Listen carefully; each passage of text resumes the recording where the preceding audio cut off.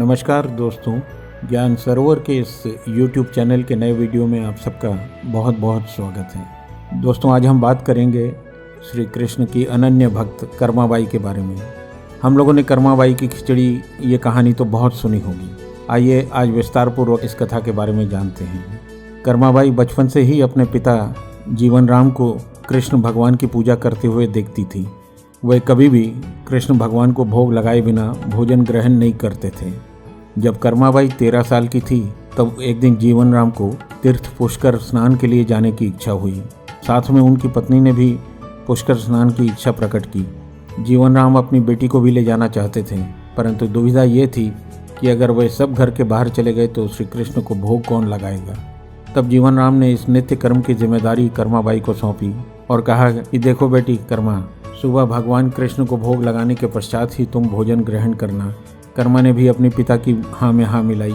अगले दिन सुबह कर्माबाई ने उठकर सबसे पहले गुड़ और घी डालकर बाजरे का खिचड़ा बनाया और भगवान श्री कृष्ण की मूर्ति के सामने रख दिया और बोली कि हे प्रभु, मैंने आपका भोग रख दिया है, आपको जब भूख लगे तब खा लेना, तब तक मैं घर का काम पूरा कर लेती हूँ। इतना कहकर कर्माबाई अपने घर के कामों में जुट गई।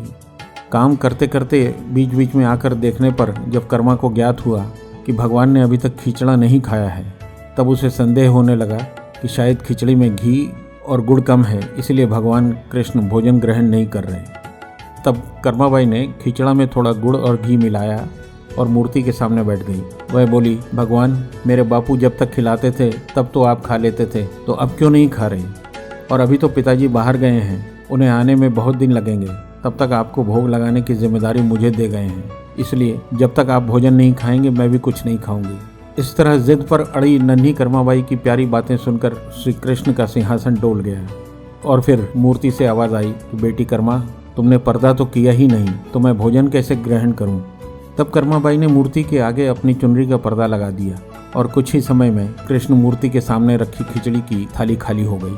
अब कर्मा रोज सुबह सबसे पहले कृष्ण को बाजरे का खिचड़ा खिलाती और बाद में खुद भोजन करती। कुछ दिनों के बाद घर लौटने पर कर्मा के माता पिता ने जब श्री कृष्ण की ये लीला देखी तो दंग रह गए। इस तरह कर्माबाई प्रभु कृष्ण की भक्त बन गई। अपने जीवन के अंतिम दिनों में कर्माबाई भगवान जगन्नाथ की नगर जगन्नाथपुरी में एक कुटिया में बस गई। वहाँ पर एक दिन कर्माबाई की कुटिया के सामने एक तेजस्वी कांति वाला बालक आया और उसने कर्माबाई से कहा कि माई, भूख लगी है, मुझे खाना दो। उस वक्त भी कर्मा अपने भगवान कान्हा को खिचड़े का भोग लगा रही थी। कर्माबाई ने उस बालक को भी खिचड़ा खिलाया। उसके बाद से वही बालक हर रोज़ कर्मा के हाथ का खिचड़ा खाने लगा। वो रोज़ आने लगा और कर्माबाई रोज़ उसे खिचड़ा खिलाती। ये सिलसिला कई सालों तक चलता रहा। वह बालक कोई और नहीं, स्वयं जगन्नाथ भगवान थे, क्योंकि जिस दिन कर्माबाई का देहांत हो गया उस दिन श्री जगन्नाथ भगवान की मूर्ति की आंखों से आंसू बह रहे थे और उसी रात मंदिर के पुजारी के स्वप्न में जगन्नाथ भगवान आए और अपने दुखी होने का कारण बताया कि उनकी परम प्रिय भक्त कर्माबाई गोलोक सिधार गई है। मैं रोज़ सुबह उसके हाथ की खिचड़ी खाता था, अब मुझे खिचड़ी कौन खिलाएगा?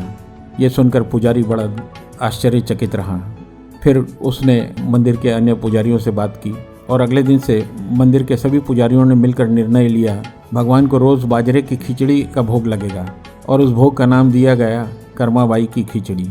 इस कथा से हमें ये ज्ञान मिलता है कि अगर हमारे मन में ईश्वर के प्रति सच्चा विश्वास हो तो ईश्वर स्वयं हमारे पास आते हैं। प्रभु प्रेम के भूखे हैं, धन दौलत के नहीं। कृपया प्रभु से मिलने जाओ तो इस बात पे ज़्यादा ध्यान न रखें कि हम उन्हें क्या अर्पित करते हैं, क्योंकि प्रभु आपकी 56 भोग की मिठाई और पैसे इन चढ़ावों के भूखे नहीं हैं। सच्ची आस्था और सच्चा प्रेम लेके प्रभु के पास आप जाएं, प्रभु आपके हो जाएंगे। आशा करता हूँ दोस्तों कि आपको ये कथा पसंद आई होगी। आप हमारे इस चैनल को लाइक, सब्सक्राइब और शेयर ज़रूर कीजिएगा और कमेंट्स बॉक्स में जाकर अपनी राय व्यक्त कीजिएगा। धन्यवाद। जय श्री श्याम।